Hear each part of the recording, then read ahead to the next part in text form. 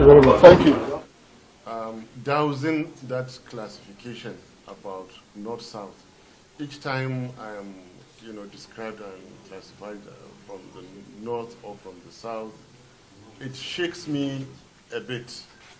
Well, if you call me a northerner, I have never said about the north what today a southerner said about the north.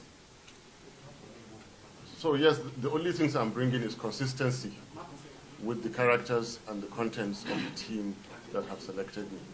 As someone who comes from an educational background, because that is the oh yes, well now that you to see a higher budget for education, are there some of the things that we're going to be looking at? Now that you're specific about education, I can tell you that it is one area we will insulate and protect the procurement system in the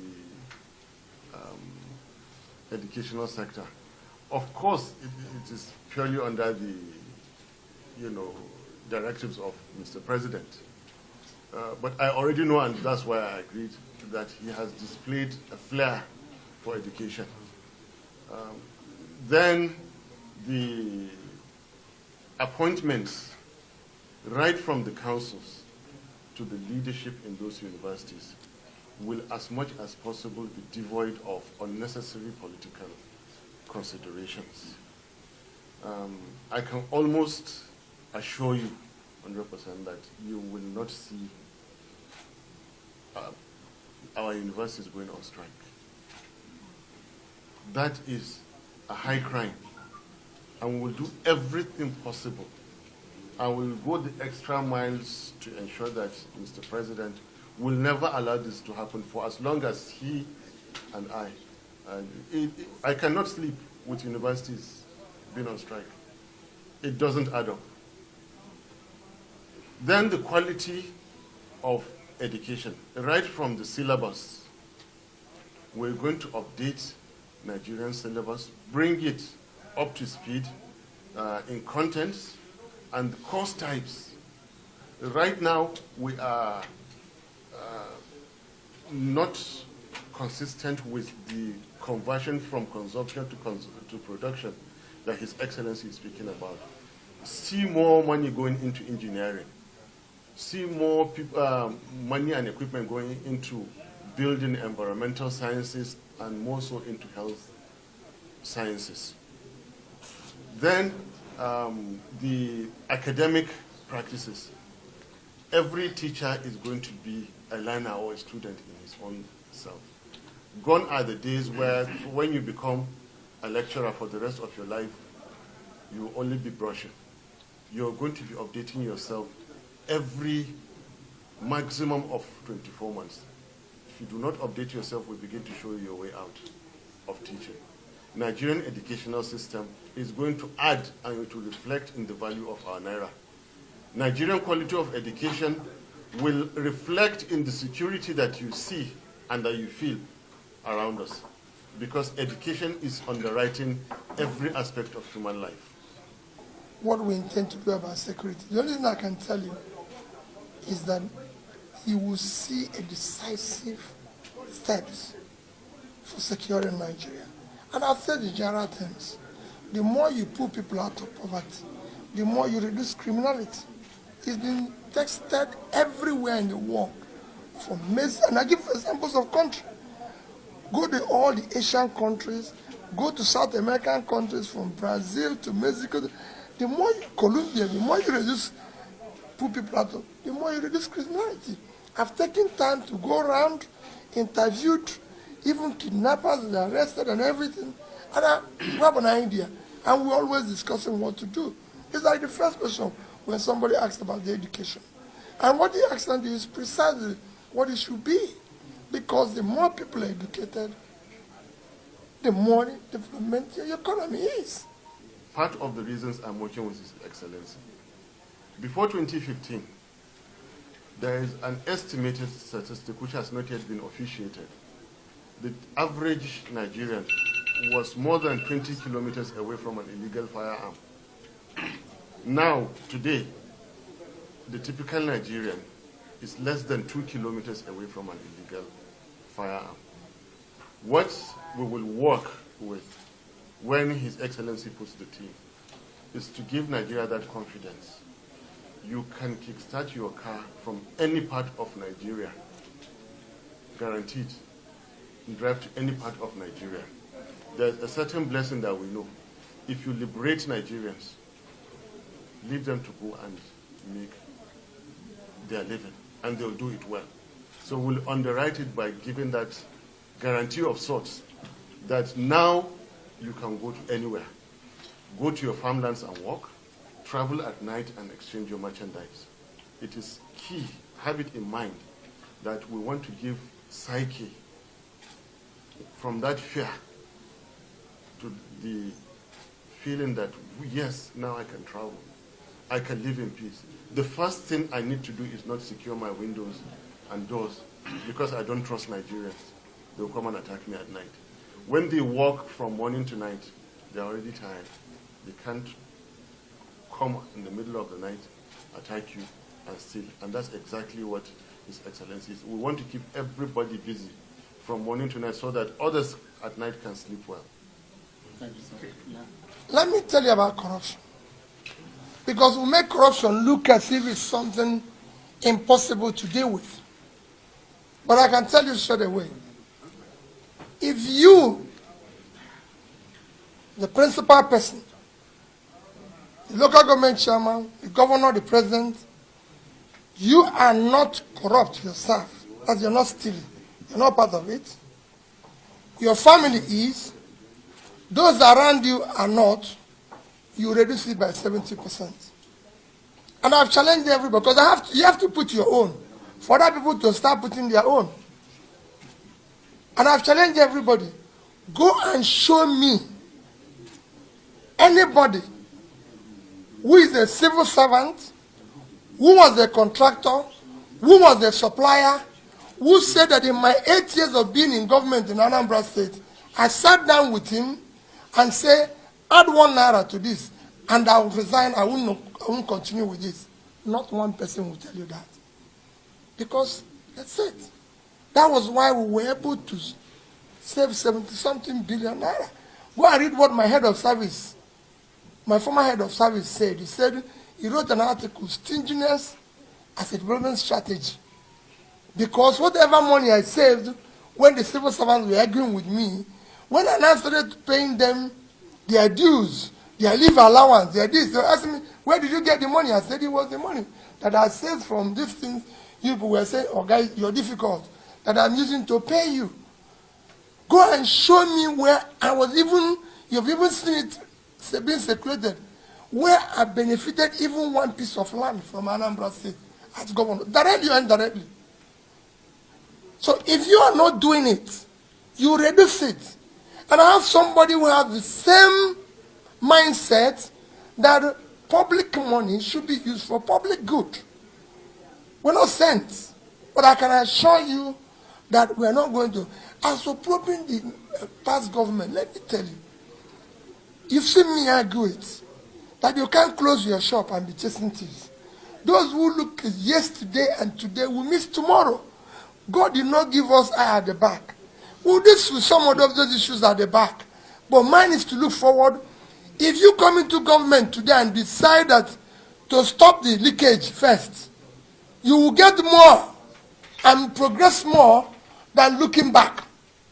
Not that it won't look back, but it will be done decently, in organized manner.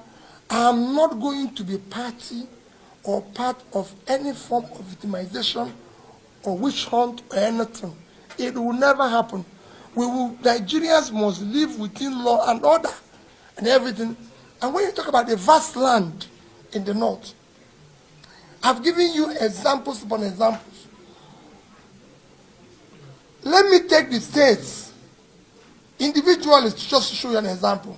Niger State is 76.3 square kilometers of land. Just Niger State here. That state cannot feed itself. That state can produce all the rice and everything that we need. 76.3 thousand square kilometers. They can't feed themselves. They're not producing anything. Netherlands, 33,000 square kilometers, did last year export of agricultural goods 120 billion. And we have a place, and then winter, we have a place 2.5 times that can't feed itself. It's unacceptable. Look at Taraba, 54.6 square kilometers of land. They're looking to sharing money from nowhere. Money will go from where? If you go to Taraba, look at the Mambela Plateau. You can grow coffee there. You can grow tea. You can grow flour. Kenya did flour export of over $500 million last year. The young people who picked flowers in Kenya was there. I paid $100. Young people, not graduates. And Kenya have less than 10% unemployment. And you have 30-something%. They're not growing flour there. I was in Ethiopia. They're growing tea. Total tea export from Kenya, Ethiopia last year is $1.1 billion. We have a place there. They're not growing tea. We're still importing tea. Sierra Leone, with all their trouble, exported tea $1.4 billion last year. We have a place we can grow tea. Imagine if Taraba can earn 10% of these figures are called now. It's about $300 million, which is about 200 billion naira. When their budget is 100, we will change it. That's why I said we have oil there. And people are looking for the oil that is not nowhere to be found. The money we earn from oil today cannot even pay for the imports. But that we are going to deal with it, because when we deal with the refinery, Nigeria will be a next exporter of oil. But that's going to come. So when we say the vast land in the north is the oil of the future, it is oil. It's everywhere. So it's very simple. You're talking about Borno State. Borno State is 70.9 thousand square kilometers, call it 71,000 square kilometers of land, including that forest. That place you call forest is farmland. It's farmland. The reason why people are hiding there, because you're not producing anything there. If you turn it into farmland and people live there and you are producing, the forest becomes contributor to the growth of the nation, and you can do it. And it's been done everywhere in the world. We want to be the food basket of Africa, of the world. And that's what we want to achieve. We're not going to do it overnight, but we want to form a partner to start moving in the right direction. Nigerians are people who have faith and hope in the right thing, because they can see them every day energetic. Yes, I am in total agreement that we're not going to engage in witch hunting. And the first thing to do in real war against corruption is run a transparent government, at least for a couple of months. I assure you, by the time His Excellency decides, we have put all the checks in place, especially the procurement system, especially the leaks in our revenue generation. There is no extortion from anybody. Nobody is converting Nigeria's wealth. Nobody is paying tens of hundreds of thousands and millions of dollars to see the president. No, but once he pulls those and says, all right, please let us find out what we can get from the past, I assure you, you will come to realize that the amount, the quantum of money that will be recovered is staggering, it's unbelievable. You see, we do not subscribe to mediocrity. You simply use the fact that somebody has integrity that has not yet been proven. I have also said that jailing people recklessly does not give credibility to anybody. And it is not a pointer that when you're in government, there will be no corruption in your government. It was assumed, people just assumed that there was integrity. But in reality, was there? No. We began to know if there was real integrity when they came into government. And we're sorry for it today. Whenever His Excellency decides that we have put all the safety measures in place, please, for the sake, we want to finance the return to the farmlands. We want to finance the infrastructure. You know, the war against insecurity while we are making efforts to increase our revenue, we think there is more we can get from the past. You will get to realize that in the first 2 years, what we will recover from the past is going to compete with progress, because the figures are unbelievable. $90 billion borrowed. We don't see any reasonably completed capital projects, and we're still paying those loans. The corruption is unimaginable. And I believe from the bottom of his heart, from the pity, he will prioritize the pity and the love for Nigeria over, not looking back. It is necessary to look back. We have been part of those people that thought they had integrity until that accident in 2015 happened. And, all these things are happening. Corruption. Nigeria has never had it so bad. I repeat, the worst form of corruption is a fake war against corruption, and that is what we'll be facing. We are coming into place to ensure genuine anti-corruption steps. Thank you, sir. Well, let me, my reaction is very simple. For me, we're campaigning, we're going to the people of Nigeria, and we're offering ourselves to them. I'm not in position to say or answer what this person said or that person said. Soludo is a friend, is a brother. If I campaign and the people of Anambra State said, I don't have a chance, they will determine. That is 2023 issue. But I assure you that we're campaigning. We're offering ourselves. And I'm sure he will vote for me. Thank you. Go on. Issue of mortality is one that is worrisome. You know why it's worrisome? You know today Nigeria have the highest infant mortality in the world. And you know why it's even more painful? We were expected to have overtaken India, in 2025. But we have actually overtaken them now. India is 1.4 billion and we're 200, and we have overtaken them. It is unacceptable. We'll deal with, when we talk about development, which I'm sure Dr. Detty knows very well, is hinged on three things: health, education, and per capita. So you can't deal with health without dealing with that issue. On the issue of women, let me tell you, today in Nigeria, that 50% engine of development needs to be unlocked. When we talk about the progressive and emerging countries doing well, go and study what women have been able to do. And I'll give you an example. Bangladesh is today globally the biggest exporter of garments. Globally. They exported last year $36 billion worth of garments. If you go to Bangladesh, 60 to 70% of those who are involved in this garment manufacturing for export are women. I've been there. Everywhere I've said, I visited, I was there. I went from one village to the other.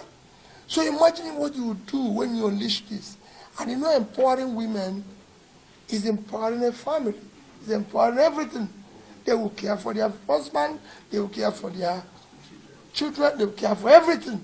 So it's a critical, when we talk about pulling people out of poverty, we're actually talking about bringing inclusiveness of women in the development agenda. And it will come everywhere. And again, you can go and look at where I've been before. Whenever I talked about I did well in Anambra State, remember what I always said. I said I was surrounded by women who are tough. My chief of staff is a woman. My head of service is a woman. My captain general, commissioner for finance, commissioner for local government, commissioner for education. I was surrounded by them. In fact, when I was governor, I was trying to put Ministry of Men Affairs because they just took over. They said, no, this women affairs cannot continue. They must have men affairs because, so for me, it's a critical thing. And I'm sure, like I keep saying, So I'm dealing with somebody who understands economic development. And we're not going to work, when they said he will be on directive of the president. We're not going to have such. We're going to have a team of people where I will say to them what I've said to people all over. If you people agree with me in 3 meetings, everybody will go. Because you don't have your own idea. You must disagree with me because I don't know everything. Anybody who knows everything, I don't work with the person. It's a learning process. There's things he's teaching me. There are things that I'm teaching him. I even told him things that are personal to me. Since we met, I told him certain things. I told him I have allergy for money being wrongly spent. All right, sir. Go to Nigeria. Go to Nigeria. Go to Nigeria.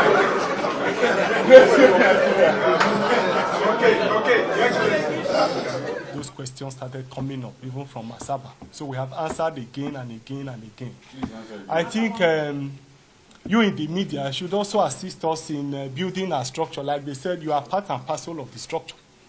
I want to say very clearly, this country is failing, and it takes men of goodwill, patriotic citizens to team up together to rescue the country. I think it is a responsibility of Nigerians and our own responsibility to team up together to change the narratives in Nigeria.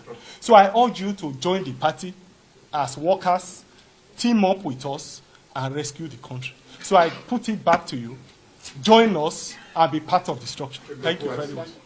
There's only one party in Nigeria now that is on a fertile green land, Labour. There is only party that is probably, as we sit now, is at between 5 to 10% of its potential, Labour Party. If from when His Excellency Governor Peter Obi joined, Labour can be what it is today. 1 month only. Try and imagine the rest. It pains me that Nigerians, for that matter in the position of leaders, are speaking the way they speak, the kind of insults they send. And why are they doing that? There's only one reason. They are scared. They are intimidated. No. They are scared. Why are they scared? Because we're going to reform Nigeria. I so submit. You are asking my principal. Let me just plead with you about the issue of education. Because it was very exhaustive when he talked about the education. But in my own case, I always deal with what I call statistics. Today, Nigerian human capital is 152 over 158. That means we're very low in human capital. All these things you're saying, when we come in, education will be priority 1, priority 2, because when you get education right, you build human infrastructure. You remember that people have challenged me that said that infrastructure cannot drive development. I said they were wrong. What I said that for you to build the physical infrastructure, you first have to build the human infrastructure. Obviously. Because that's the engine that will drive the physical infrastructure. Obviously. So all these things, what we're going to do in education, I can assure you Nigerians will be impressed. And I've said it, I did it as a governor, where I took as schools from 26 to number 1, and if you might know, Anambra State University today is the only state university that is not dysfunctional. Because when they came to me, I said, what do you want? I don't want university closed. And that was my support. And you saw them in the video saying it. In fact, there was a video yesterday that was trending of a young girl that I went to their school of psychiatry. I came to their school, and I said, you're a child of students union. I said, what do you want in this school? What is your distance? He told me, and within 1 year, we set it up. We're going to deal with the issue of education. And let's just see, as we go along, we'll be talking with you people.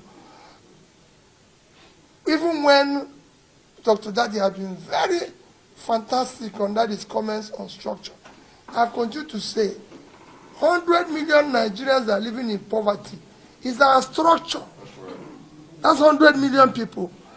That's something million that is unemployed. It's our structure. Thank you, sir. All those pensioners that are being owed pension is our structure. Thank you, sir. So this structure you're talking It's including you, including your wife and everybody, because they can no longer go to market and buy food. These are our structures. These hungry Nigerians are our structure. So even those who are in power, they are all our structures, because they will see that they can no longer do anything. Now you see how the structure will come in. So thank you very much. Thank you, ladies and gentlemen.